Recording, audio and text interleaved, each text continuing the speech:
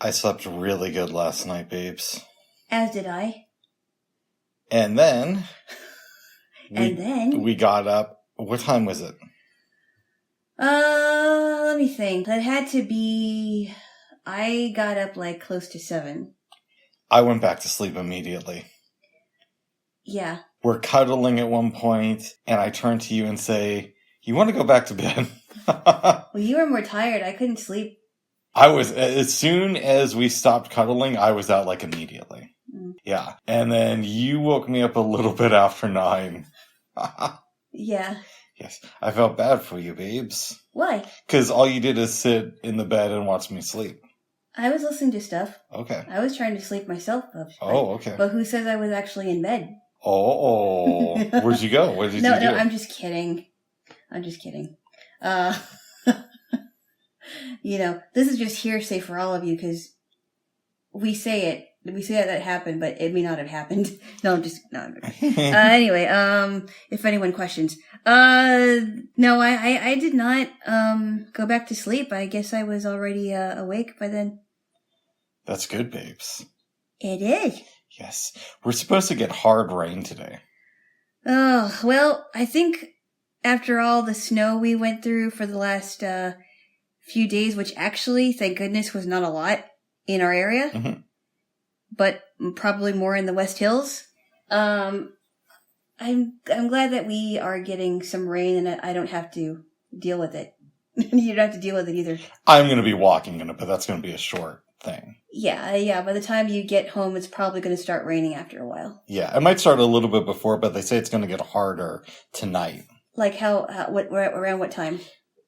They said roughly around 5. It's going to start at noon, so I'll probably be walking in it. But they said 5 is when it's going to start to really pick up. Ooh. Yeah. Okay. So I do have a Walmart order coming tomorrow. Very good. Mm-hmm. Very good. That'll be fun, babes. Yes, it is. Yes. It's fun to get some stuff that you need. Well, and then you can make stuff. You can make stuff. You know, I might do sandwiches this week. Make some sandwich bread. Yeah, that's a good idea. Mm-hmm. I think you should. Yeah, why not? What are you thinking about putting in your sandwiches? I don't know yet. We'll have to see. Okay. I might just do grilled cheese. Oh, that's a good idea. Yeah. Those are always good. I mean, if you don't know what to do, just make a grilled cheese and I mean, that's comfort food right there. Add some pickles, a little bit of pesto. Yeah. Have you ever had a grilled cheese sandwich and you dip it in a bowl of tomato soup? No, I've heard a lot of people are into that, though. I tried it and it tastes pretty good.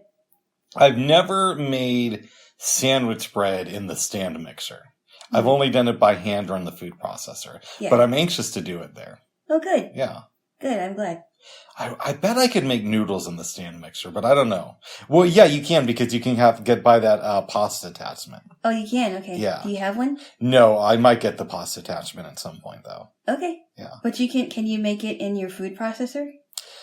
You know what? That's a good question. I've never made noodles from scratch before. Yeah. Very good. Good, babes. Good. Yes. Jaylo. Yes. This one might be a little bit shorter because, rain and all that stuff. Yeah. But yesterday, we finished season 1 of Ted Lasso. Yes, we did. And I kind of hyped the idea that you were going to hear Rebecca's confession to Ted yesterday. And you were right. So she is kind of forced to tell Ted how she's been sabotaging him because Keeley goes to Rebecca and they have a big, exchange. I love the scene where they're in the foot room for the shoes. Yeah, and she's like, oh, it smells like feet in here. And then... well, of course, it's a Foot Locker room. But I love when Nate walks in and he's like, oh, I know you ladies are in the shoes, but come on, girls, please. Then he's like, I'm sorry, that was completely sexist. Yeah, but it's true, though. A lot of girls are obsessed with shoes. Me, not so much. I just, I don't have like 1,000 shoes, but I have enough. I have boots, I've got tennis shoes, I've got dress shoes, sandals. I actually need to get some new shoes. You do? Yes, I do. and you actually have to keep them for a while, you know. This pair I've had for over 2 years, babes. Oh, well, yeah, but still. I mean, still. Yes. You should get some... That is not the norm, though. You should get some comfortable shoes like Skechers, because Skechers last pretty long. I love Skechers. I've had them before. Skechers are great. Yeah. Yeah. Skechers are really comfortable. So before we get to the actual confession, maybe we'll, instead of me just doing a regular recap, we'll break it down as we go along. All right. To mix it up a little bit. Okay. After Nate leaves, Rebecca says, well, what difference would I make if I told Ted? Mm-hmm. And Keeley kind of tells her, well, it would make a difference to how I felt about you. Exactly. And I'm wondering from your life, has there been any times where you've wanted somebody to do the right thing, even if it wouldn't change the results, but it would affect how you perceive that person? Huh. You mean like someone that I wasn't that close to or someone that I knew? Either way, but it has to be somebody that you kind of know at least. Absolutely. I'm sure we all have. Mm. Yeah. So it sounds like you related more to Keeley in this situation. In some ways, yes. Yes. Well, that's good. It's so frustrating when you want someone to do the right thing, but they don't. Mm-hmm. They don't speak out about it. They don't. And it doesn't even have to be a confession. It could be like, some people are being done wrong, but you're not willing to talk about it. You're not willing to confront it. And you're just kind of going along with what's going on. It's interesting. I don't want this to turn into a lefty rant. Probably. But I kind of feel like we do that every day in our society. Turn a blind eye to things? Yeah. Like, we eat animal products and we're willing to turn a blind eye with how they're treated. We buy from Walmart and yet we're willing to overlook the way that they don't allow their employees to unionize. We do all these other little things. And because the person isn't being tortured in front of us and we don't have a name to a specific individual, we just pretend that it's okay. Okay. Where is this going? Well, I'm just saying, how do you feel about what I just said? I think there may be some truth to it, but at the same time, it's like, are we going to nitpick everything and not eat anything? Not eat anything, not buy anything, completely boycott everything until we're no longer a part of society. Mm. That's where it gets really, really, really in the weeds. And it's like, well, how? I mean, are you going to let these? Are you going to let people dictate what you eat, what you drink, where you buy? It's just, I mean, I'm sure there are organizations that are fighting for causes like that, but at the same time, it's like, pretty soon, if we nitpick every corporation, every company, we're not going to have anything anymore. I do agree with you. And at the same time, I think to myself, while I don't believe in the Christian God, if God exists in the form that you do, where there's judgments for the things you do here on earth, I would imagine that looking the other way, like we do as a society, is going to be pretty high up on the list of things we're going to be judged for. We're going to be judged for a lot of stuff. Yeah, but I bet that's going to be high up on there. On the list. If your idea of God is real. It's possible. It's possible. I mean, there are things that we on this earth do not have the ability to absolve. Do not have the ability to resolve it. I mean, not absolve, resolve it. And I think that there are things in this world that are God-sized problems that we as humans try to take on, and we can't do it. Oh. It's just not, we just can't. Sometimes we just can't. Nice. But I think we're getting off track here. We're getting off track, babes. So, Rebecca invites Ted into the office, and she's really nervous. She wants to talk about the dictionary, and shall we get a dictionary? Procrastination. Ted leaves the office, and Rebecca's like, "Oh, I just got to do this." Gets up from her desk, goes to see Ted, confesses everything.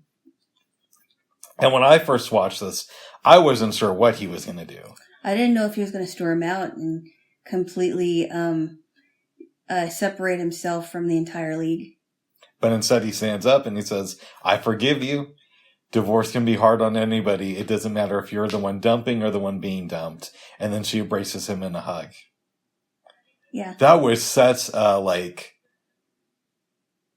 powerful scene to me. Okay, so you obviously have probably figured out that I'm not a Christian, but yeah, you've said it ad nauseum over and over again, and I never hear the end of it. Oh, good. No, it's not good. But this is an example of Christianity done correctly. Absolutely, it is. Mm-hmm. Even if Ted is not a Christian, I think that the character is, right? I don't think so. Really? I think, okay, there are people that have Christian ideals but are not actually Christian. Mm. I don't know that Ted is. I think it may look on the outside like he is, but he may not be. He may harbor very Christian ideals, but he doesn't serve Jesus. Oh. He may not, and I'm not saying that he isn't, but I'm also not saying that he is either. Okay. If gun to my head, the creators are there and they say, you have to guess whether Ted Lasso is a Christian. And if you guess wrong, we're blowing your brains out right here. And your brains are going to end up all over Jaylo. This is really extreme. It is. My guess would be that he's a Christian. Okay. But do I know that? No, they've never said that in the show. Right. Yeah. I love that scene. That is such a powerful scene. That is a good scene. I actually did feel, now that I thought about it a little bit more, because I didn't have I wasn't sure about that yesterday, but I thought about it more, and I really do think she was sorry. No, she definitely was. I mean, she, and so, how some people, when they cry, it doesn't necessarily mean that they're repentant of what they did. Yeah. But I don't think she was crying crocodile tears. I think she was really sad about how she treated him, and I think she was also sad about how she treated Higgins. I'm not going to spoil the second season for you, but what I will say is Rebecca does not do any scheming against Ted in season 2 of the show. There's no more of that, let's try to ruin Ted or anything like that. Right. In some ways, the story of season 1 of Ted Lasso is a story of Rebecca's redemption, or Rebecca's resolving her issues with pain over her divorce. I think redemption's the right word. I think she is trying to redeem herself, and you can take it in different ways. She's trying to face it. She's confronting her own pain now, and a lot of it had to do with her relationship with Rupert. Yeah. So I think she's confronting her pain with how she wasn't there for her friend and her goddaughter, and the pain as to how she treated her assistant and now Coach Lasso. So I think she's trying to realize, you know what? Every decision I make can either help or hurt people.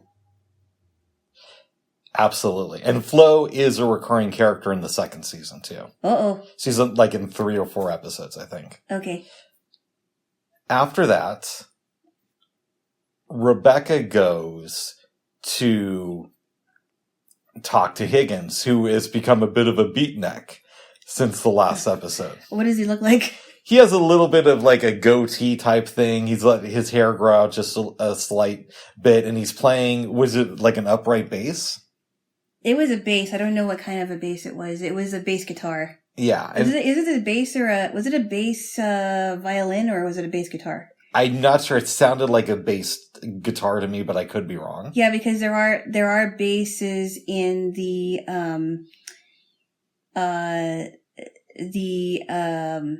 when you're talking about violins and violas and in that family. Absolutely. So I think it sounded more like a guitar. She apologizes to him, and they kind of patch things up, which was cool. Yes. Okay, now let's get to your buddy Roy Kent. He's not my buddy. I don't even know what I think about him yet. But I skipped over the beginning of this episode, which is great, where Roy is bathing in a trash can, watching some sports show. Yeah. Ted walks in, and they have a little bit of an exchange. And I love this line from Ted where he's like, you beating up on yourself is like Woody Allen playing the clarinet. I don't want to hear it. I don't want to hear it. He's probably terrible at the clarinet. Mm-hmm. I don't know. You know the clarinet thing with Woody Allen, right? No, yeah, I think you had to explain it again. I think you told me, but I forgot. Okay. So, Woody Allen, famous film director, very popular in the Me Too world. Of course. Is somebody who's been nominated for a lot of Academy Awards over the years. Yeah. He has some, but I don't know the exact number. Mm-hmm. But his two hobbies outside of filmmaking, well, I guess they're their hobbies because he doesn't do them for a living, are he's really into baseball and playing with a blues band, and his instrument is the clarinet. Wow. So there was one night where he won an Oscar, I think. Mm-hmm. I hope I'm getting the story right. And he wasn't there because he was with his band playing this blues bar. Wow. I don't know if he still does it, but the thing was, I think every Monday night for 25 years, he would play at the specific bar with his band, That actually sounds really cool, actually. Well, if it sounds cool to you, they made a documentary about him called Wild Man Blues. Oh, really? And Suni's actually in the documentary. Oh, wow. But they don't talk about any of the scandal. They don't talk about their marriage or anything, which is really, really gross. You see like one or two intimate moments with him, but it's more about him and his band. Okay. Yeah. Wow. And so that's an obscure reference that you kind of have to be a film nerd to know about, I guess. That's kind of cool. I love hearing about celebrities getting into music, like Kevin Bacon and his brothers have a band. Yeah. The Bacon Brothers. Mm-hmm. And they've been playing, when Kevin Bacon was in acting, they would play together. I thought that was really cool. That is nice. Yes. Yes. So, Coach Beard and Nate both think that Ted should pull Roy from the starting lineup. Mm-hmm. And they start to give him the cold shoulder because Ted doesn't want to do it. Mm-hmm. Eventually, he sits down next to Roy and says, I really want to talk to you about football. Mm-hmm. And Roy immediately tells him to go fuck himself, walks away. And you see this moment, you see the hurt child that lives within Roy. There's a great scene. I can't remember where in the episode it happens, but he takes his niece Phoebe over to Keely's place. Yeah, and him and Keely are on the couch. Phoebe's listening to something, and he talks about how all my life I've been Roy Kent's great football player. Mm-hmm. And I don't want to just be some dumb guy named Roy. Yeah. So I love this because Keely calls Phoebe over and says, hey, tell me everything you think about your uncle. And she's like, well, all this, he buys me ice cream, and I love him. And Keely looks at Roy and says, she didn't say anything about football. And Roy's response is great. He's like, what the fuck does she know? She's 6. Which, any other show that's like a family show, they would have ended it with Keely saying, the thing about she doesn't care about you being a football player. But I love that they also included Roy's spin on the situation. What was your response to that scene? I thought Roy was pretty flippant with his response. That's why I'm not really, I'm not sure what I think about Roy. I know he's very, very angry, and that also means that he's hurt. So I haven't warmed up to him yet, but I think that Keely, I like what she says when she really, liked, Phoebe's answer, and she didn't just dismiss it. Well, and she was trying to get Roy to see that he's more than just a football player. And then she said, which I really like, what she said, it doesn't matter what anybody thinks about Roy Kent. What do you think about Roy? Mm-hmm. It's, in other words, don't pay so much attention about what other people think about you.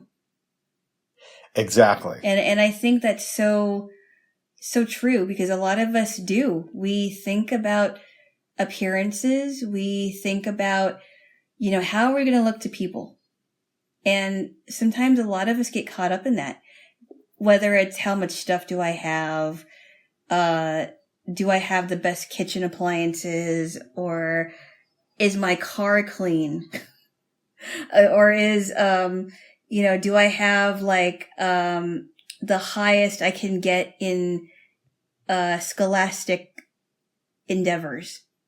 Whatever it is. If I get into a symphony, whatever it is, it's like, well, does anybody really, should you really care about that?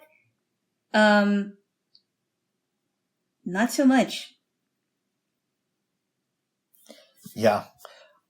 I do, but Roy's being real with it. He's going through a stage of grief in a way. Yeah, and we haven't even gotten to the other stuff yet, but we're going to get there. Yeah. And I realize that. Yeah. So Coach Beard is at the bar where they typically go to hang out. Yeah. And he's looking at the girl that he took to the banquet a few episodes earlier. She's playing chess with some other guy. Yeah. Ted comes in, they start drinking, and Ted says, I'm not going to lie to you. Roy figured out the situation before I could tell it to him, but I think I'm going to keep him in the starting lineup. And he explains to Coach Beard, the game doesn't really matter. It's about helping these kids. And Beard flips out on him a little bit. Mm-hmm. And says this thing about, I understand when we were in the States, we were dealing with kids, but these are men. This is a real game, and we risk relegation. You're playing with people's lives. Yeah. He gets up, goes over to the girl. She says, that's the most sexy thing I ever seen. He takes one of her pawns, moves it, checkmates the guy, and is like, checkmate, mate. Which is like the perfect drop the mic moment. What did you think of that scene and that side of Coach Beard? I like that he was really being honest with Ted and taking initiative. Mm-hmm. And saying, hey, look, I know you want to help these kids, but these are men. These aren't kids. I told you this yesterday. I was going to save this till the end of our analysis, but it might be important to bring up here. Yeah. I've said many times, not just to you, but to other people, that the reason Ted Lasso to me works is because while it is a bit of a corny show, it came out during the time of COVID, and we needed something that's a little bit gushy and mushy to kind of bring our spirits up. And not only have I said that, everyone who I've talked to about the show, maybe besides for you, has had the exact same feeling. But I was watching some Ted Lasso philosophy videos like a week or two ago on YouTube. Uh-huh. And apparently Bill Lawrence, who co-created the show, said that he thought that people were going to see the show for what it was, which is Ted is an example of toxic positivity. Is that even a thing? It is, but it isn't really talked about as much as it should be. So some people might make the argument that, and I don't necessarily believe this, but let's take another example, that Tony Robbins could be an example of toxic positivity. I don't think that's true, but I understand why some people would think that. And I'm wondering, what do you think of his belief about Ted after watching that scene with Coach Beard? Well, what? Do you think that Ted is an example of toxic positivity? And when we look at the scene with what happened with Coach Beard, there's an interesting argument to be made, because Coach Beard is kind of telling Ted, you're being too much of the positive guy, and you're forgetting that we're playing a game and there are real consequences to this game. Right. I think in some ways there is some truth to that. But I also think that Ted wants to find meaning in his job and not just, I'm just here to coach these guys so that they can do good in their league. And he doesn't want to just think like it's business as usual. I'm just coaching this team so that we can win the game. Yeah. I think he wants to coach these guys, but he also wants to get to know them not just as players, but as friends, as adult men, as themselves, not just his players. I would agree. So I don't think that. I think Coach Beard is somewhat right, but not completely. Mm-hmm. Because I really do think that Ted is reaching for more than just having fun in the game. After he leaves the bar, he sees Roy Kent standing outside. Yep. They go back to Ted's place. I love this because Ted is eating peanut butter with his fingers straight from the jar. Yeah. And he asks Roy if he wants any. But then they get into a serious discussion, and Ted basically says, well, if you want, we can just say that you're out because of an injury, all that stuff. But if you can come to practice tomorrow, we would love it. Yeah. Eventually, Roy comes to practice, and everything's all good for that episode. Yep, that was good. Now, the next episode. That's when things kind of pick up a little bit. Yeah, Richmond is facing relegation if they lose a match or fail to tie. And it's good. They're going to be playing against Jamie's new team. Right. But it starts out with Nate getting a promotion. Yeah, and I was very surprised because Nate runs into the new guy. He's like, who is this? I was like, what? And he's thinking he's demoted. He's thinking he's fired. Or fired. And Ted's like, actually, you're promoted, and everybody is applauding, and they're really happy. And Nate's probably like, whoa, that's something I wasn't expecting. Mm-hmm. Yeah. Yeah. They do the math, and they don't think that there's any way they can win the game. Mm-hmm. Ted goes to see Rebecca, and she gives him brilliant advice, basically saying, one of your big advantages is that you don't have the training in this particular game, which means that you can think of it a little bit differently. So they start testing out these new techniques that they don't think the other team is going to be used to. I love this because he calls them trick plays. Yeah. And things that the other team wouldn't expect. Mm-hmm. And talking about the names of moves, and I thought that was a really cool scene, actually. It was. And if you know anything about artistic endeavors, sometimes you have an advantage if you don't look at things the way everybody else does. Uh-huh.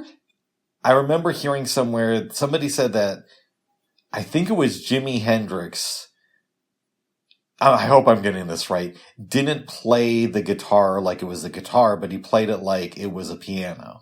I hope I'm not just making that up. Okay. So we're not going to delve too deeply into that, because that could have just been something I heard on the internet late one night. Right. But it sounded good at the time. Okay. We come to the big game. Everybody's on the field. And they're doing the game. And I know I skipped over some stuff, but we don't want to cover everything. Right. Jamie is running to kick a goal. Roy stops him, but in the process, he falls and hurts himself. Yep. And this is basically, he's coming to terms with the fact that this is going to be his last game as a professional athlete. Yeah, and he couldn't get up. Yeah, eventually he does, but he barely does it. Yeah. I thought that was real, because in other shows, especially at the end of the first season, they wouldn't necessarily have his career end. There would be like a miracle cure. Did he injure his ankle, or what did he injure? I think it was his ankle. I could be wrong though. Yeah. And, I know, you showed people, Keely and Rebecca watching this, and poor Roy. I mean, you really have to feel for the guy. Absolutely. He goes back, he has his shirt off, and he's like, here's something. And he says, nobody's allowed back here. Keely comes in, he tells her to go away, and she sits down next to him, and he kind of like cries into her shoulder, which is a really touching moment. Yeah. This show has a lot of touching moments in it. Yeah. Meanwhile, the game's still going on. Oh, I'm sorry. I skipped over something kind of important. Yeah. The Roy thing happened after halftime. Yeah. And in the halftime, Ted gives a speech to them about how you have to believe. And am I getting that right? It's basically about the importance of belief. he says, y'all have a saying over here that it's the hope that kills you. But actually, I think it's the lack of hope. Yeah. And I love that. I love that he put it that way. Mm-hmm. Because hope is what makes a person go forward, what they're doing. Absolutely. And the lack of hope, you're not going to want to go forward. And I thought that was great what he said. Just because Morgan Freeman would love London doesn't mean Jaylo would. What? No, in Shawshank, he's like, hope is a dangerous thing. Okay. I don't know. Morgan Freeman might hate London, and he might really believe in hope.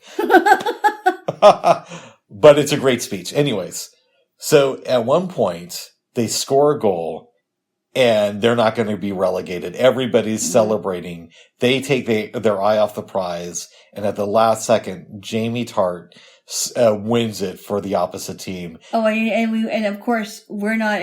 I didn't expect it. Yep, and the team is relegated. And they look very, very disappointed. And I like, too, that they did it for you think that they're going to win. Yeah. And Jamie pulls it out at the last second. Right. So then they start playing the sad music. Everybody's really upset. Jamie's dad's yelling at him still. Well, before that happens. Yeah. Yes, but Ted's walking backstage. He sees Jamie in the guest locker room. He almost goes in. Then he hears Jamie's dad yelling at him and walks away because he doesn't want Jamie to be even more embarrassed if he walks in. Right. He goes back, and this is an even better speech than the Hope one, where he says, the only thing worse than being sad is being alone and sad. Yep. And I don't see any lonely people here. Look around you. Then he turns to Sam and he's like, Sam, do you remember what the happiest animal on earth is? And he's like, a goldfish. He says, so let's be sad tonight and then let's be goldfish. I love that. Oh, that hits me right in the heart. I thought it was I thought he said something about the animal who has the shortest attention span? Yeah. But because he said, no, but he said that to Sam at the beginning. Yeah, yeah. And then he's like, at the end of it, he's like, who's the happiest animal? And he's like, a goldfish. Yeah, yeah. Yeah. So they are pretty happy. I don't know. Well, maybe they seem happy. Anyway. Well, they're probably in pain inside. Okay. And that's a great scene. I love that scene. That is a good scene. Yes. Yeah. And then Coach Beard, as Jamie's about to leave, gives him a note from Ted. Ted gave Jamie a toy soldier to keep him safe. Jamie looks around and puts it in his pocket. The next day, Ted comes in to Rebecca's office, finds out that Higgins is what's known as a feminine masculine. Okay. Sits down next to Rebecca. He says he's going to resign. She says, no, we got work to do for next year. And that's basically the end of the season. Feminine masculine. Yes. He's metrosexual. Something like that.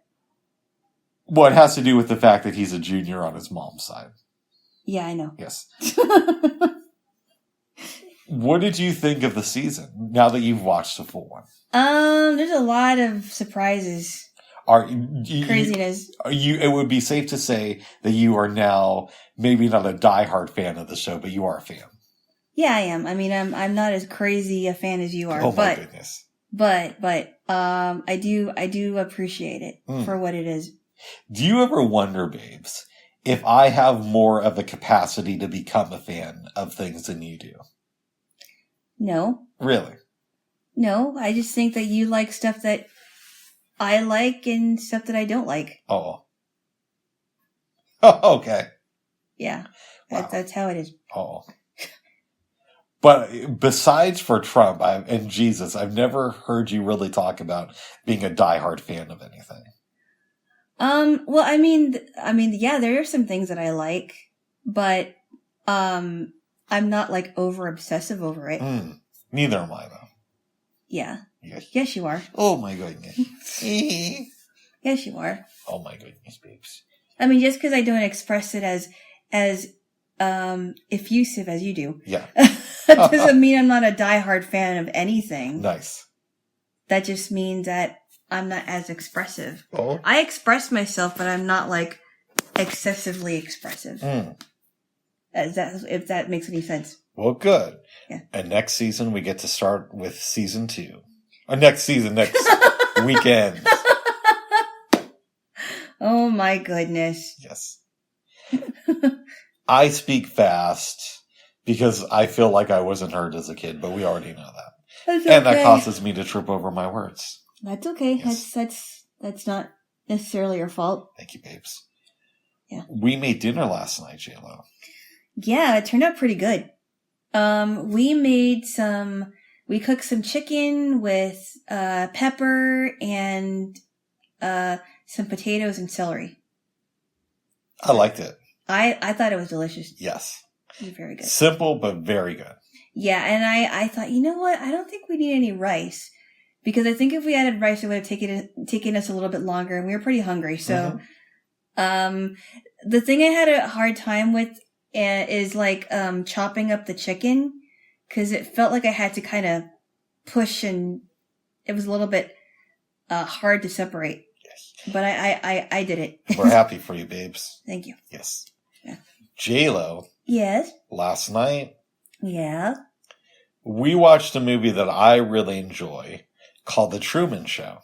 And that was the second time I watched it, since I watched it in the theaters a long time ago when I was a teen, and I didn't get it the first time. Did you see it with other people? I was with my family. Okay. You told me that they don't like to describe movies to you, though. I think they did, but it was like, I still didn't get the movie. I mean, yeah, they still do. But, okay. I don't really ask them as much anymore, and they do. I mean, I don't have to force them to do it. Nice. But even if they were describing it, I didn't like it the first time I saw it. I didn't understand it. I really liked it. So I saw it twice in the movie theaters, right? It was great, but when I revisited it a couple years ago, it worked on a whole nother level. Because it's one of those movies where it's like the opposite of being dated. It's actually gotten better as time goes by. Would you agree?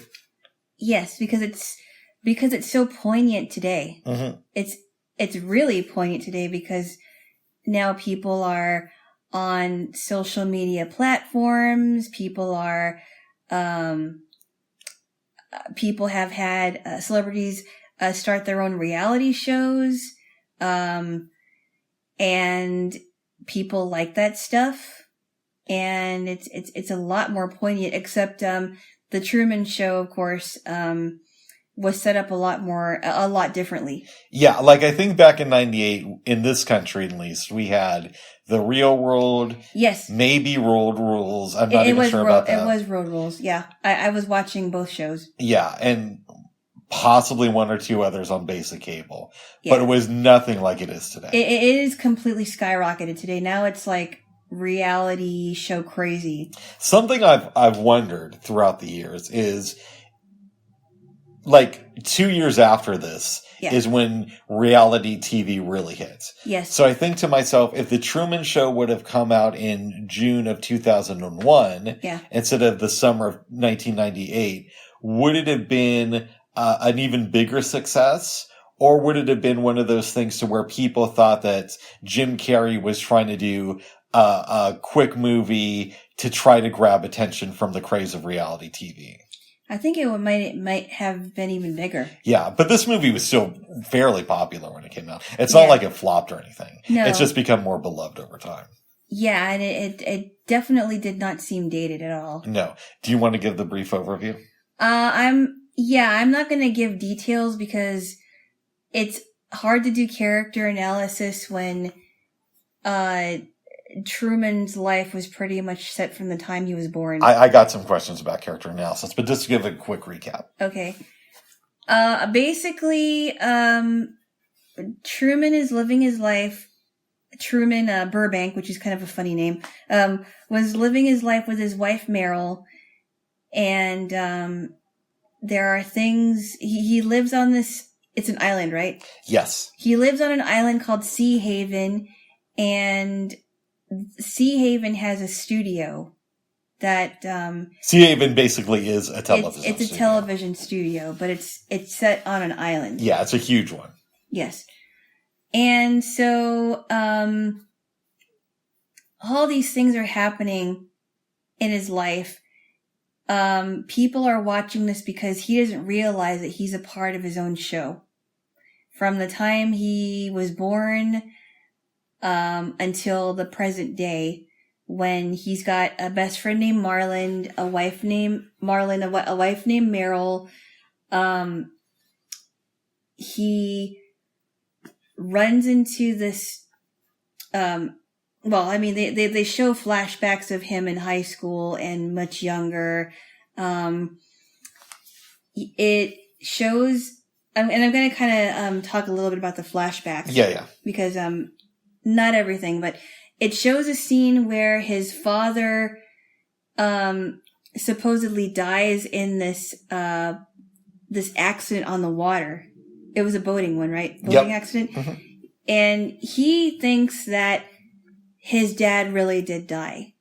And his mom says, no, you're just upset because you feel bad about what happened, and I don't blame you.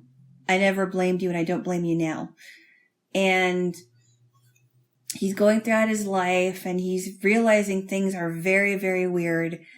They show another flashback of him looking at this girl named Lauren.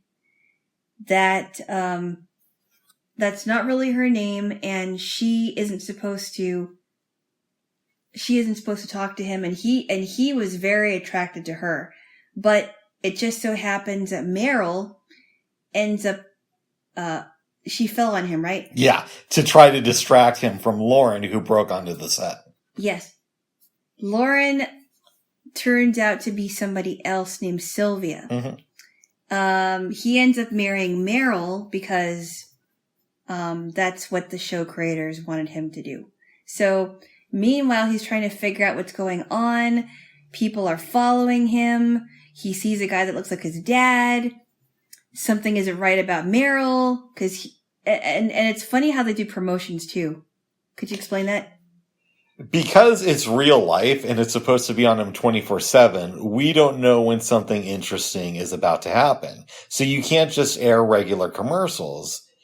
They'll have product placement, much like they did back in old radio shows. So Meryl will be having an argument with Truman and she'll say something like, why don't we try this cocoa? It's the best cocoa I've ever had. It's taken straight from Nicaragua. It's better than any other cocoa on the market. Or he'll be mowing the lawn and she'll say something to you should have like one of those power mowers or whatever. The new power mowers that have just come up from this company. It's the latest and greatest. Yes. I thought that was really funny. Yes.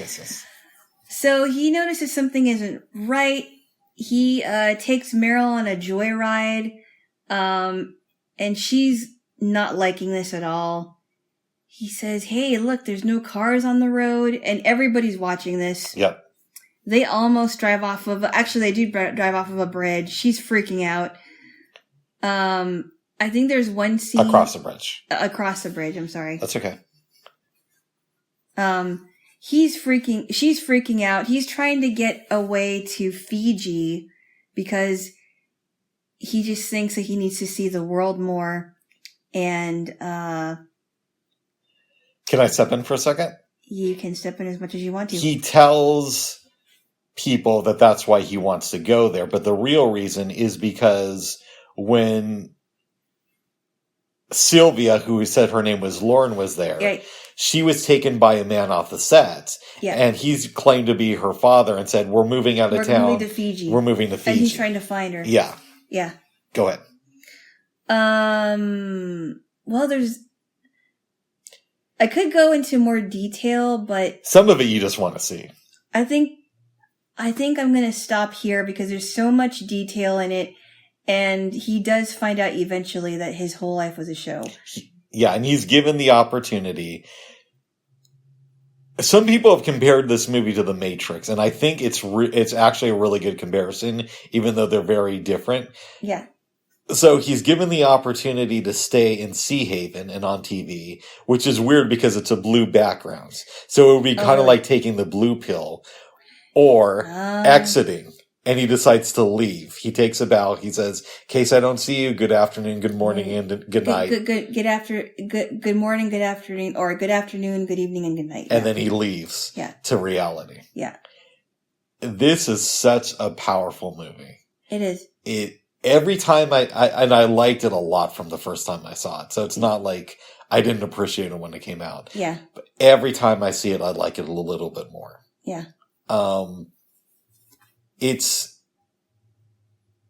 I like too that people are starting to talk about this movie. Uh-huh. They always did, but I've noticed within the last 5 to 10 years, it's come up a lot more in conversations. Yeah. There's something to be said that the woman he's attracted to is the only person who's acting like a real human being. Exactly, because she was telling him as she was leaving, they're lying to you, he's lying to you, this is all for you, it's a show. And then she says, get out of here, go find me. I think that our government is corrupt and controlled by big corporations. Now, why am I telling this to you? I think it's always been that way, but it's gotten a lot worse over time. Mm-hmm. Having said that, I don't believe that you could do something like this in our country, where a corporation could adopt a baby and raise it on TV. I don't think so. But it wouldn't surprise me if one day they do that in China. In China, possibly. Maybe. I mean, I don't think that they've done that yet. No. But it wouldn't surprise me if that happened down the line. Do you think that something like the Truman Show could one day become real? I hope not. I hope not. I think that I've noticed that there are people that talk about like alternate realities. Oh, I'm one of them. I know. Yes. And it's like I don't hear the end of it. It's like, are we in an alternate? But I think that some people are so ready to escape their own reality, they're willing to create an alternate reality for themselves. And it's not a good thing. It's not a good thing. Much like in Ready Player One, where the Oasis was created because nobody wanted to deal with their own reality. Mm-hmm. It can be very toxic. I hear you, and as we've discussed many times, I think this is just a version of reality, but not the only version of reality. Yeah, but you said you weren't exactly married to it either. I'm not married to any idea, but I'm telling you what I think right now. Mm-hmm. This is reality, but this isn't the only form of reality. Okay. Yeah. So something I've speculated before, and I've spent a lot of time thinking about this. We always hear stories about aliens are sighted in Omaha, or they're looking out for us, and they come and visit us once in a while. And to me, we kind of disagree in some aspects of what I'm about to say, and in others we don't. I do believe in extraterrestrial life. Having said that, I don't see a good reason why they would visit. Now, there's a couple of exceptions, and an idea that I have played with that I don't necessarily believe in, but I do think that it deserves some exploring, right? Why would aliens visit us?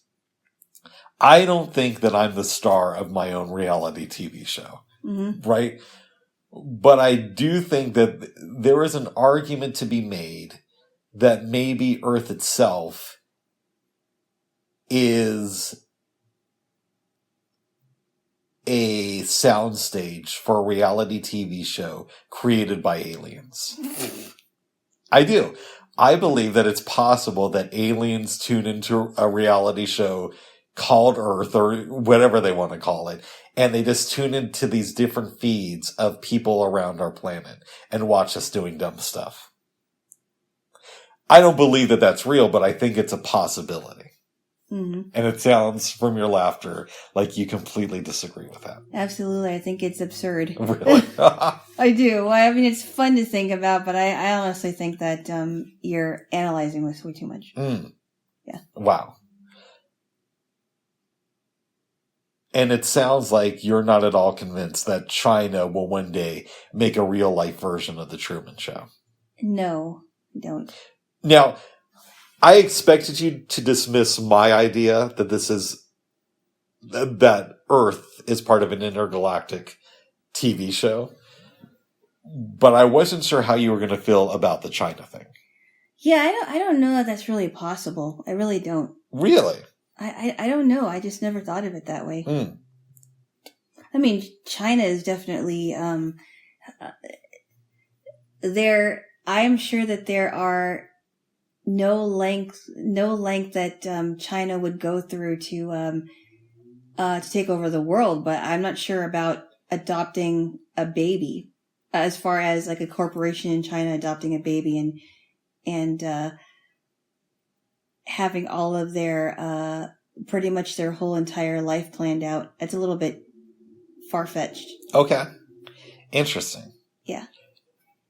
This show takes place on an island. Mm-hmm. Okay.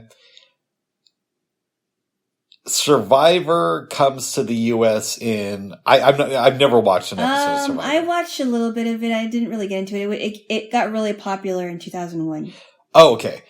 Now, I know that there were versions of it across the world before it came to the U.S. So I'm not sure if it was around when they were making this movie or not. And the people that were in the Survivor that I remember was there was one in the South China Sea where people from the U.S. were there. Okay. Yeah. That's great.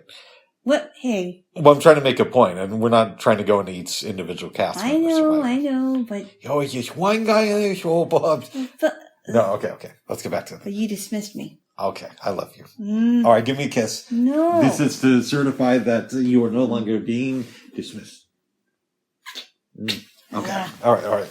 So, Truman is on an island. Survivor has been on islands before. Mm-hmm. And I believe this movie came out before Castaway. Oh, I think you're right. By like a year or two, but they're roughly within the same... Castaway was a good movie. Yeah, they're roughly within the same period of time. Yeah. Islands can be many things, right? So an island can be used as a metaphor for isolation, right? Mm-hmm. You'll often hear stories about somebody landed on a remote island, or we can take Gilligan's Island. Yep. So what is this film and the island metaphor in this movie kind of teach us about the idea of Truman being an isolated person, even though he's supposedly part of a community? I don't understand I'm not sure what your question is. Oh, you mean like a fake community? Yeah, so he's isolated. He's definitely isolated. But he's led to believe that he's not isolated. Yeah. It's almost like he's been living a lie. He has been living a lie for his entire life. And especially, and I had to check out these scenes where the creator is whispering into Marlon's ear and saying, if I was really in on it, then, or if I was lying to you, then I would have to be in on it too. And he said, the last thing I would ever do is lie to you. And he's lying. Right. Because he's being fed lies. And then, when his dad sees him and he's like, okay, now, come closer and key up the music, Yeah. And I had to chuckle at it because I'm like, wow, what lengths would these creators go to hide the truth from Truman? Well, yeah, they're hiding the truth from him, but he's isolated. Right, exactly. Yeah. That's what I mean. Okay. His life is an entire lie. Mm-hmm. And that has to be very, very lonely for him once he finds out what's going on. Yeah. Christoph plays kind of the role of God in this movie. Right. But an evil God. Right. Well, let's ask this question. Yeah. Is Christoph evil? Because at one point he says to Jim Carrey, Truman, at the end of the movie, this reality is just as real as what's out there, except you're safe in here. Mm. So does Christoph think that he's evil for exploiting Jim Carrey, or does he think I'm keeping him safe? I think it's both. Mm. I think he's evil for taking the life of Jim Carrey and exploiting it, but at the same time he may have compassion for him and saying, well, you're safe in here and not out there. Because you don't know what's out there. What does this movie tell us about the desire to be on TV by any means necessary. So we have Laura Linney. Yep. Who plays the wife in this movie. Yep. They don't have a baby because she gets freaked out by some of the ways he's acting. But there's talk in the show about, hey, what if we had a kid together? So she's willing to have a baby with somebody and raise it in a very fake environment at one point, just so she could stay a character on the show. And then he said, I don't know why you're talking to me. You can't stand me. And she starts crying. I think is when she breaks down and says, I can't work in these conditions. Right. But up until that point, she's willing to do whatever it takes to be on TV. Exactly. And exactly. In some ways, that's mirroring our own culture now, where people will do anything to get YouTube views. Well, you hear about young people in their 20s, college-age people that don't have a lot of life experience, and they say, oh, all I want to be is a YouTube or internet influencer. As if that could solidify them for life, right? Yeah. Oh, all I have to do is be on YouTube, on Instagram, on Twitter, on Facebook, whatever it is, and I'll be set without doing the work. I can create a persona. Everybody's going to love me. Everybody is going to know my name when I walk the streets, but they don't think about what kind of consequences they could face. No. Not at all. Some people have been on reality shows and it's completely ruined their life. I could see that. Completely ruined their career. So let's ask an interesting question. Yeah. If Laura Linney had a baby with Truman, presumably that would have meant that she would have spent a lot more time in the fictional world of Sea Haven. Yep. Do we believe that, I don't know how they do it in the show, but maybe they have situations to where before their marriage fell apart, she would have to go out of town to visit family or something weird like that so she could get a break. Yeah. Do you think that the times when she was off set, she got a lot of love from people, but there were also people who hated her for helping to exploit Truman. And if she would have had a baby, she would have escaped reality and the hate of the outside world. Oh, I'm sure you might have some that may have some truth to that. There may be some truth to that. Yeah. So that and I thought it was really funny too when the creators are like, oh, by the way, Meryl is going to leave Truman in an upcoming episode, so we have to find somebody for her. And all these kids are not kids, but all these people are watching. And you remember that one scene where it pretty much ends, and it's like, hey, what else is on? Yeah. And they missed the entire point of the show. Well, it's kind of like the cable guy in a lot of ways. It's weird. Like, Jim Carrey started off as a stand-up, moved to TV and low-budget movies, and then became a star doing these films that were for kids. So this is my perception. And I don't know if I assume that this was intentional, but I don't have proof. He realized that he had a following of people who are a little bit younger and decided, well, if I have these kids, why don't I try to expose them to some really interesting ideas? Because fame is fleeting. And it's great to do Ace Ventura, but if I expose them to something that's a little bit more meaningful, maybe it could plant a seed. And so then he does The Cable Guy, which has some deeper meanings. He gets some pushback from that. So he goes to Liar Liar, brings back most of his audience, and then takes another left turn with this movie. I don't know if that's true, but it definitely worked in my situation. He planted some seeds with The Cable Guy and with Truman Show. And I've only watched The Cable Guy once, and I didn't really care for it. I think The Truman Show is better. Yeah. But The Cable Guy to me is within the conversation of great Jim Carrey movies. Yeah. There might have been something I was missing in that one, because I thought he was, I don't know, I guess I thought The Cable Guy was a little bit weird. And you're not alone. When it came out, a lot of people gave him flack for doing that movie. I thought it was very strange. A lot of people said it was a bad movie. Yeah. I always liked The Cable Guy. I saw it like the day after it came out and was blown away by it. Yeah, because we rented it. And I didn't care for it. I thought he was nuts. The character, I mean. The character is nuts, but it says something. It's interesting because both movies are commentary on television and reality. So, also, the backdrop of the Truman Show is, I neglected to mention probably the most popular reality show of the 90s that had already come and gone to that point, the O.J. Simpson trial.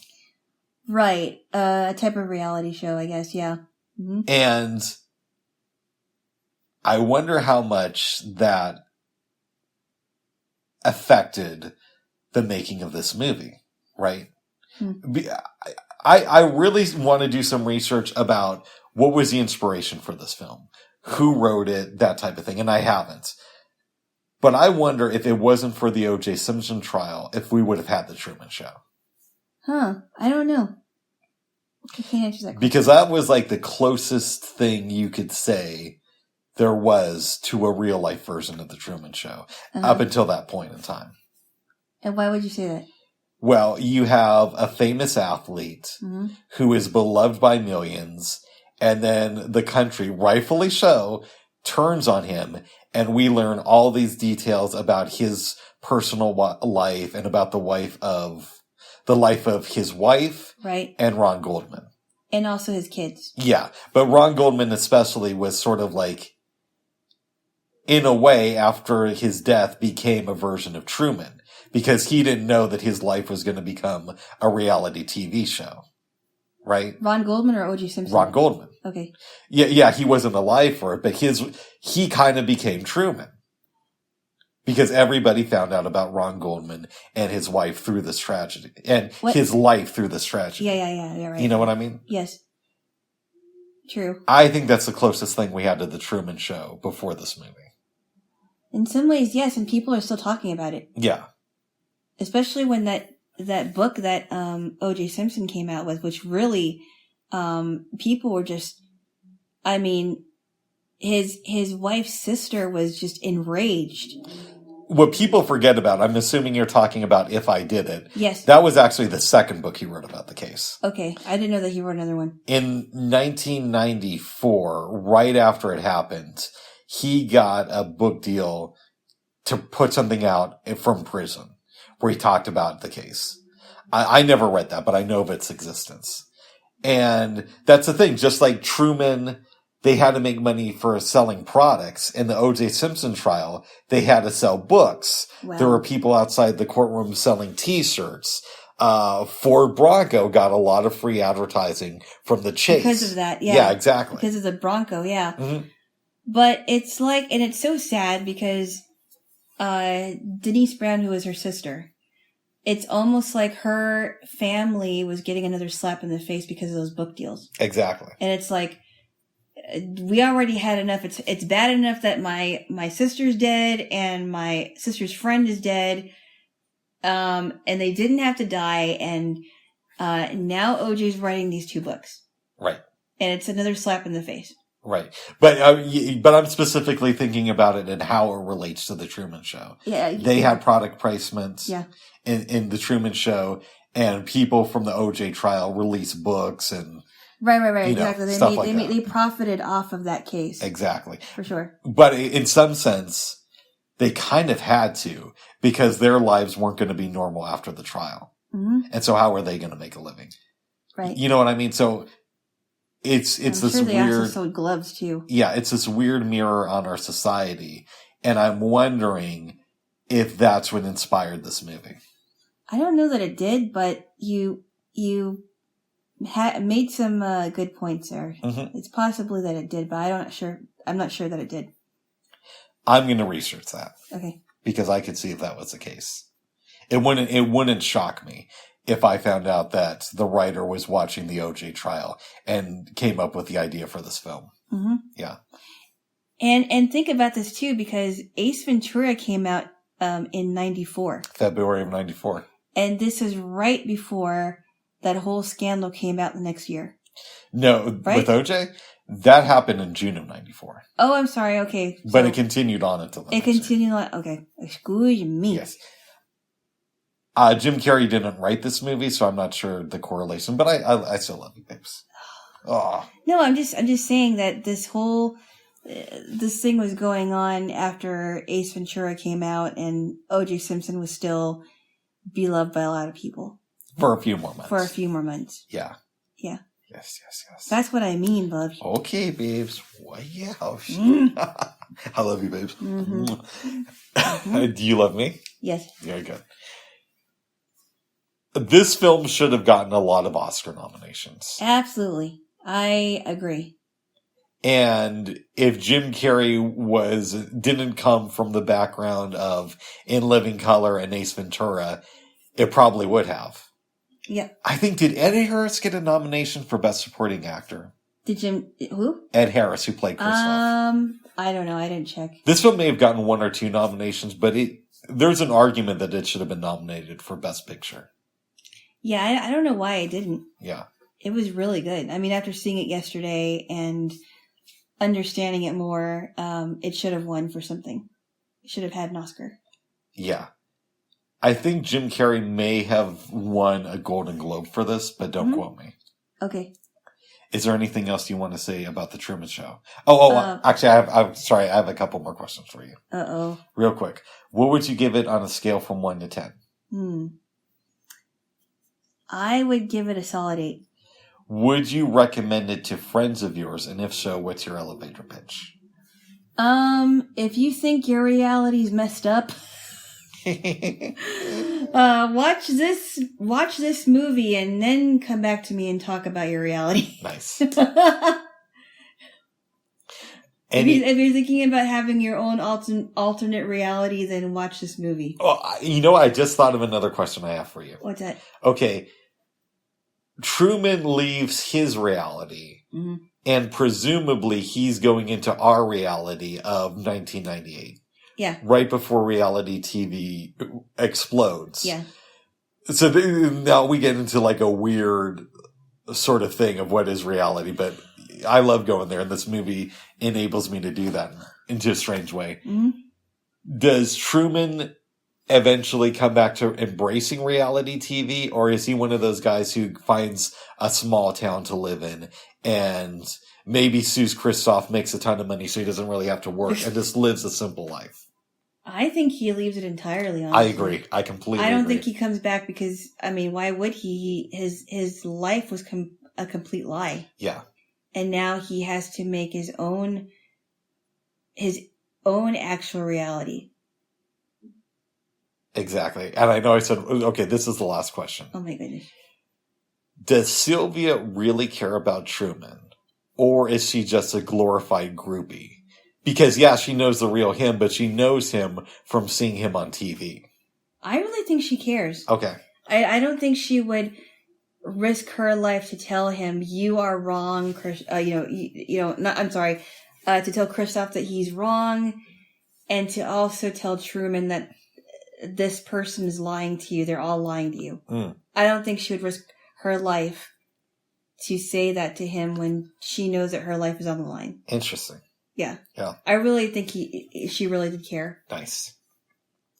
Any more questions, comments, or concerns? Who played her? Sylvia Garland. I don't know, but she was good in the movie. She was very good, yeah. Yeah.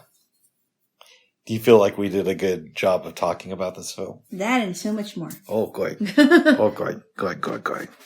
Yes. Well, good, babes. Oh, good. Now, you wanted to watch another movie that I was kind of on the fence about. I'm not going to lie, but I'm really glad that we watched it. It's called The 49th Parallel. Yeah, and we don't have to, give the entire thing, because it was a long movie. Yeah. If you don't mind, I'll just give the basic premise. Go ahead. It's basically, in Canada, there was a German ship fighting some Canadian vessels. The German ship gets kind of blown up and it sinks, but 6 soldiers escape. They go through all these adventures, and it's primarily told through the perspective of the Germans, which is kind of interesting. Yes. At one point they go to this religious community, and another part of the movie they end up meeting the scholar who's studying these indigenous tribes. Yep. And the Nazi crew gets whittled down from 6 to 1 person. Yep. And it's about that journey and about how the last man standing eventually gets captured by the authorities. Mm-hmm. Parts of it were confusing at first. It was. And 10, 15 minutes into it, I'm thinking to myself, oh, this is going to be very boring. I should have advocated for something different. I'm not going to like this movie. But at the 20-minute mark, I start to get into it. And once I got into it, I really got into it. I'd give this movie a solid 8. I would give this movie the same thing because it takes a while to get, it's a little bit slow in the beginning and it's like, this is really confusing. You're trying to figure out who the Nazis are and trying to keep everybody, trying to figure out who everybody is. Yeah. But it was really good. It's one of those movies, babes, I could see watching again. Yeah. Just to put things more together in my head. Yeah. But I liked it a lot. Yeah, and you were saying, when they went to that religious community, you were thinking that they were going to be converted, but instead, and I think I should mention the scene. Go ahead. This young girl, Anna, who's 16, because she's been, taking care of the men, because a lot of them don't have any mothers. And she's been making the beds. And she realizes that some of the men that are there are Nazis, and she said, "You killed my father, you drowned him, and you killed my mother. And I hate you. And I know that my religion says that we should not hate anybody, but I hate you." At one point, one of the Nazis decides to leave the group to pursue his passion of baking in this community. Yep. So I'm thinking to myself, okay, this is really going to be a movie that's more about his journey, which would have been cool enough. It would have been cool. But instead, the Nazis take him out and they kill him. They do, yeah. Which I was not expecting. I wasn't expecting it either. Mm-hmm. Yeah. I'm honestly surprised that more people don't talk about this movie. Right. It's really good. And it is really good, yeah. It's interesting because Canada comes off as the really good guys, not America. Well, wait a minute. Oh, you mean like in patriotic movies? Well, in patriotic movies, especially in World War II, it's usually America solves the problem, but in this one, it's Canada. It's Canada, yeah, which is different. Mm-hmm. Yeah. I thought that was a unique twist to it. It is a unique twist, yeah. And the problem is basically solved by a soldier who went AWOL, a Canadian soldier who left the military and is going to be hunted down. Mm-hmm. That's interesting because if you're going to have a Canadian soldier, fix things, it's not going to be one who deserted his post. Mm-hmm. I like this film a lot. It was good, and I liked how the guy on the train said, instead of asking you for your pants, I'm just going to take them. Yeah. And then they were getting him to the border. This was when they were coming back into Canada. Yeah, they're taking that one guy to the border so that he can be arrested. Mm-hmm. And I thought, wow. There was only one scene in the movie that I don't want to say I don't believe, but it felt just a slight bit heavy-handed to me. Mm-hmm. And that was when they capture the intellectual and they start burning his books, art, and his research. Yeah. Now, I know why they did that because, one, you have to build support for our allies, and two, they actually did do that stuff in Nazi Germany. Yes, they did. But I think the reason it felt...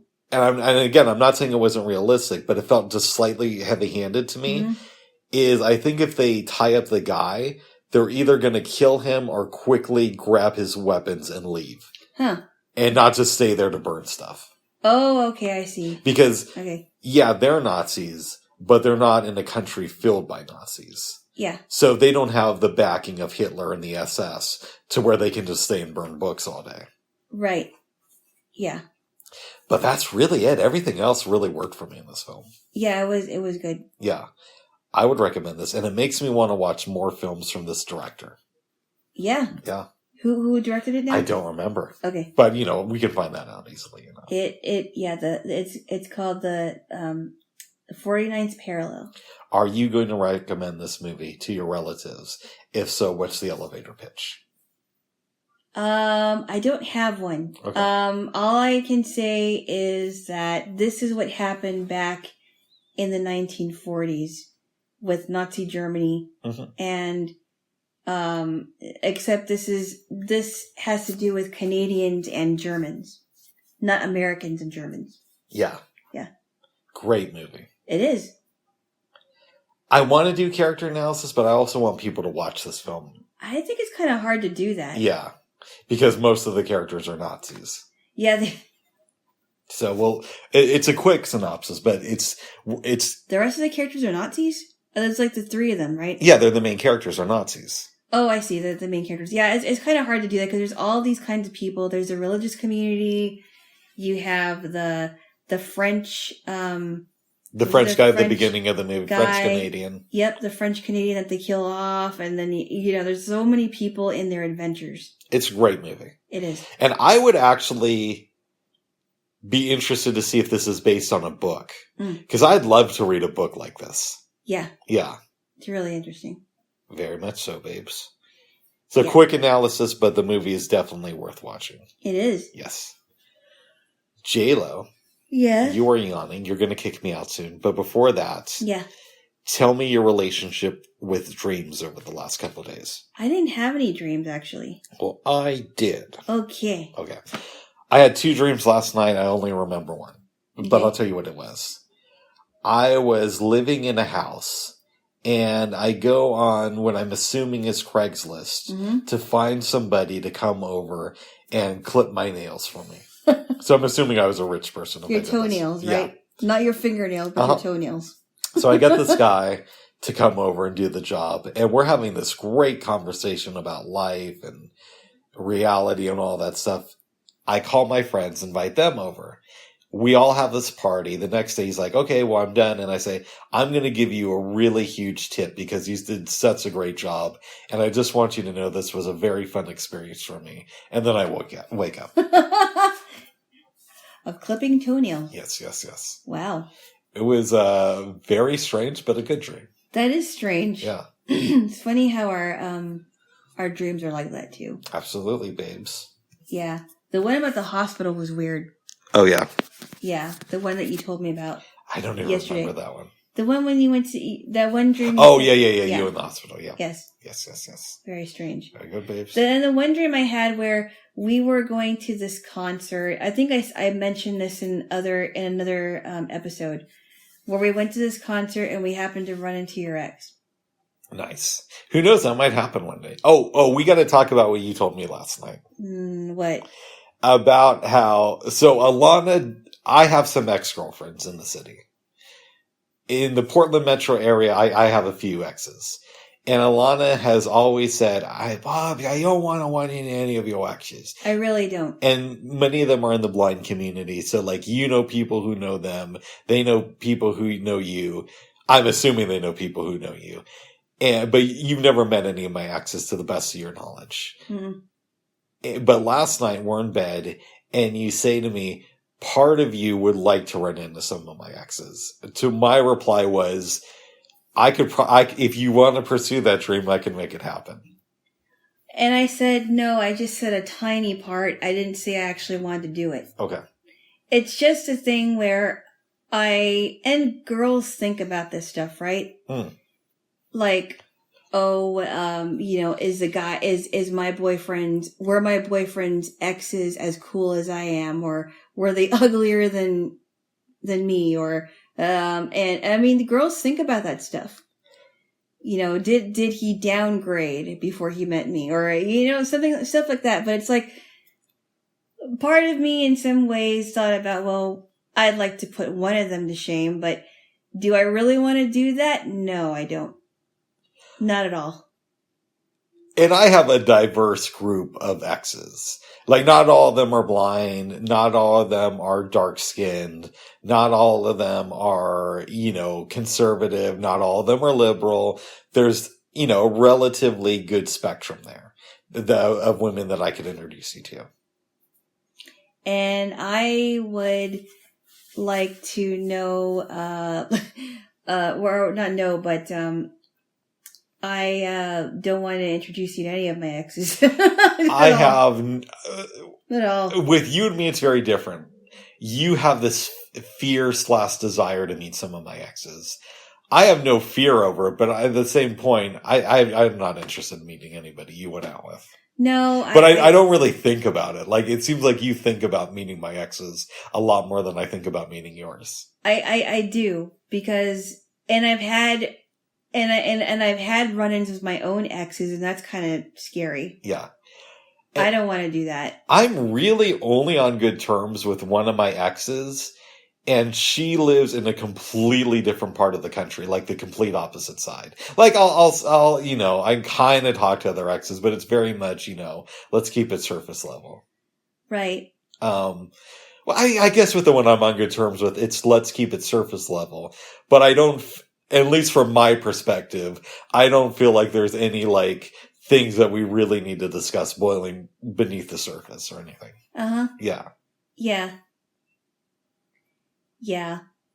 I think I'm only on good terms with one of them. Oh. And we already discussed a lot of stuff that happened, but I think I'm okay with it. Nice. I think I've gone on from that. I hope he's okay with it. I think I'm hoping that he is. I never talk about it anymore, but that's really the only part. And then the one ex I haven't talked about in years, and we're not in contact anymore, and yeah. Yeah. So I just let me know if you want me to arrange something. And no, I don't want to. I don't want this to actually happen. Okay. It's just a fantasy that I don't want to happen. It's like I have this weird idea, and my mind goes weird. Like, if we ever go to a certain meeting, NFB, I do not want to sit close to said ex. Okay, so I'm going to give a few more details. Jaylo's kind. I'm not going to give that many more. Yeah. But what I will say, there's a girl who I almost gave out one too many details, who I dated, let's say, a few years before Jaylo. Right. And she's involved to some extent with the local NFB. Now, this is one of those girls to where we're not friends on Facebook. We never talk to each other on social media. And it's not that she's a bad person, but she's a little bit too stuck up for my opinion. And because she's involved with the NFB, which is a blindness organization. Yeah. And because I'm thinking I might need to return to blind church, there is a possibility that Alana and I would run into her. And it's possible that I may have run into her on the bus, which would really freak me out. It's possible, babes. Yeah. And I told Alana last night, well, babes, if you really want to make sure that nothing happens, then I think the best thing to do is straddle me when we're at the end. This is exactly why people should not listen to this podcast. Or they should. Your mom should not. Right. And I said, no, that's improper decorum. You don't do that at meetings. It's just not acceptable. And I feel like I'm the only one laying down the rules here. That's fine, babes. Mm-hmm. You need people like me. But in all seriousness, babes, I think that this girl is so full of herself, she wouldn't come up to us. I think she would. Yeah, and I'm not sure. Well, I think she would, just because, and this is why I think so, and I don't know, I mean, maybe you're right about that, but a good friend of hers who knows you. Yeah, came up to us and no. Right, exactly. And outside of it. Yeah. And who knows? I mean, maybe her friend, your ex, would do the same thing. And I'm just afraid that it's going to be really awkward. Not for you, but for me. Oh. Not for you, but certainly for me. Yes. And also this girl's white and... And also, too, I've run into an ex before, and he had his current girlfriend there, and I can tell you it was very awkward for me. Well, let's say we run into this girl at an NFB meeting, and she has a boyfriend. I think what we need to do, babes, is just start going at it there. No. And, make it feel super weird. And I said that the fact that we're sitting there and holding hands is already going to send her, may send her reeling, or maybe it will. No. It may either send her reeling, or maybe she's like, oh, new girl. Okay. I honestly, babes, I think that this girl, and I know I'm painting her in a bad light. Because I don't know this person. I don't. Yeah, and all you really know from me is that she's part of the NFB. I got a low-level STD from her, and that she's super smart. I honestly think if she saw us in an NFB meeting, she wouldn't even care. I think that she's moved on from it. And honestly, so have I. But it's kind of fun to tell old stories. Yeah, I don't like the idea of it. I don't like it. I want to sit 6 rows back from her, or 6 rows in front of her, and not even hear her voice or whatever. I just want to stay out of it. Nice. It was hard enough running into my ex and his current girlfriend. Nice. And it was also hard to run into him, and he's acting all buddy towards me. And he did. It was very, very weird. Well, then you're not going to like my idea for a Valentine's Day surprise. I was going to take you out to dinner with 17 of my ex-girlfriends and all of their new partners, and, focus the conversation around me and my greatness. That was a joke. The joke did not land. No, it didn't. That would be horrible. But I still love you, babes. Okay. What do you have? You got some weird ideas. Oh, Bob, your jokes are kind of out there. Baba. Yeah. Yes. Yeah, well, okay. Back to Ted Lasso for just a minute. Go ahead. What about that one part when Roy and Jamie were at Keely's place? Oh, I completely forgot to mention that. I like that. Now that we're talking about exes, yeah, right? Yeah. What did you think about that scene? I thought that was kind of interesting. I laughed during that scene a lot. I think that's great. And Jamie keeps going on this thing about how old Roy is, and then he eventually leaves. Yeah, that's great. After he realizes that they're together. Mm-hmm. Yeah. Good stuff, babes. Yes. Yes. But I did find it really interesting too, and I'll mention this one thing, is that Jamie's dad yells at him. And remember how Jamie was talking about how his dad didn't really come to see him until he was really famous. Yep. But even so, even though Jamie won for his team, his dad still wasn't happy. Exactly. And so what is Jamie Tart supposed to do? I don't know, babes. But I just wanted to mention that because since we're talking about exes. Yeah. He's supposed to sing his own theme song. Jaylo.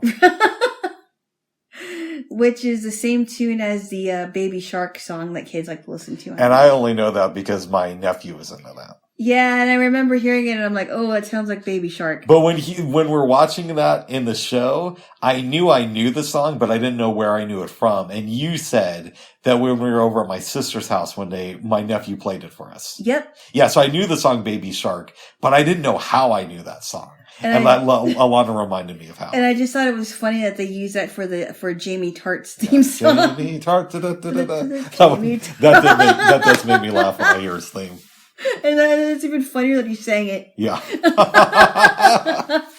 I wonder what they thought about that. Like, we gotta take a song that kids like to listen to and turn it into Jamie Tart's theme song. Most times that type of stuff wouldn't work for me, but it's done really well in Ted Lasso.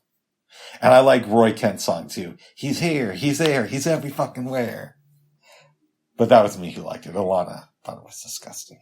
Yeah. And a sin against God. Oh, jeez. Sorry, babes. You're mocking. Stop.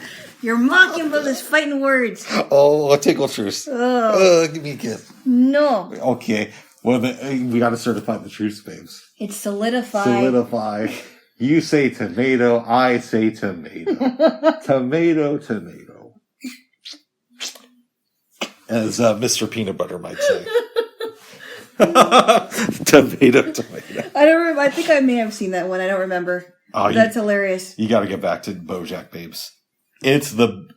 I love Ted Lasso and The Boys, but I think that BoJack Horseman is my favorite TV show in the last 10 years. Mm. Yeah.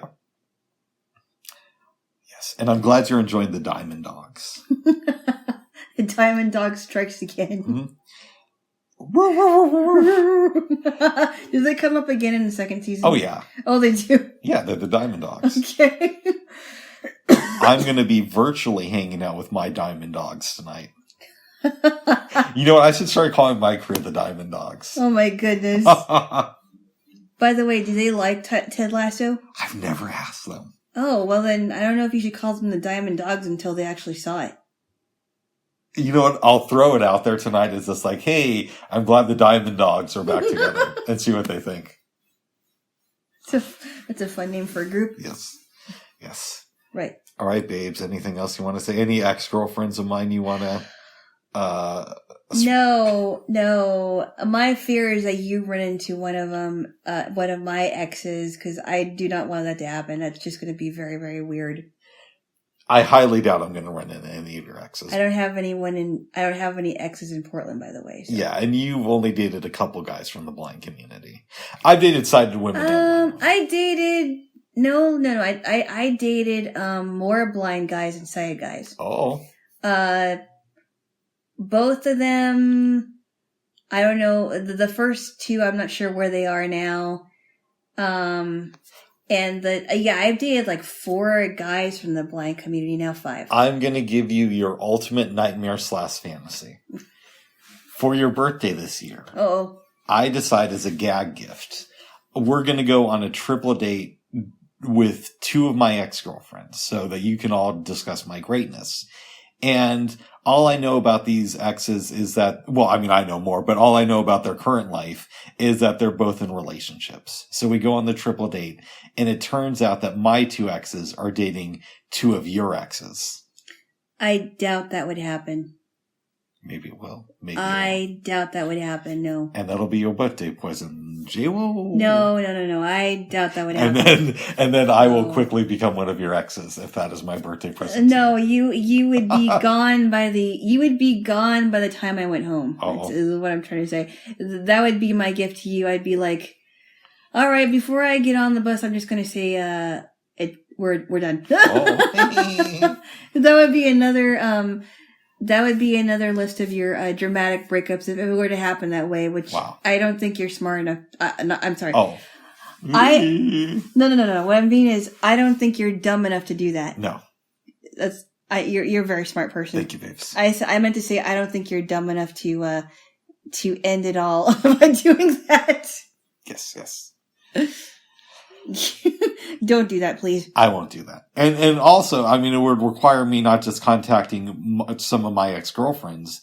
I'd have to see if they were in a relationship with your ex-boyfriend. So that would be a lot of work. And what if they were single? Then I'd have to find one of your ex-boyfriends to set them up with? Well, first off... all the work. Well, first off, one of my exes is up north in a part of Washington. So I doubt that would happen. Yeah, I have to travel all the way up north to Washington to find one of your exes. Bring him here for the double date. Hope he gets along with one of my exes.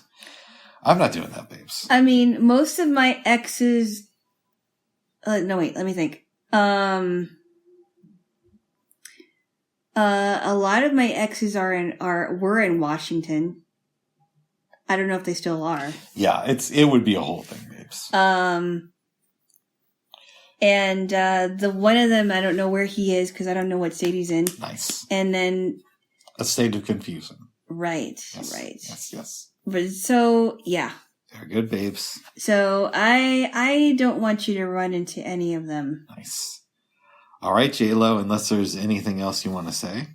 This is a fun. This is a fun episode. I think after this, you should kick me out, and then we'll see each other next week. But first, give me a kiss. Okay. Stop it. Sorry, give me a kiss. And don't make any noises. You were the one doing it. Okay, no one remembers that. Yes, they do. That was just a second ago. That was so far in the past, I don't even remember. So give me a kiss. Bubs? What? Whatever. We could argue about the past. Let's just say we have different memories. Bubs? Whatever. All right, give me a kiss. All right. Any last words?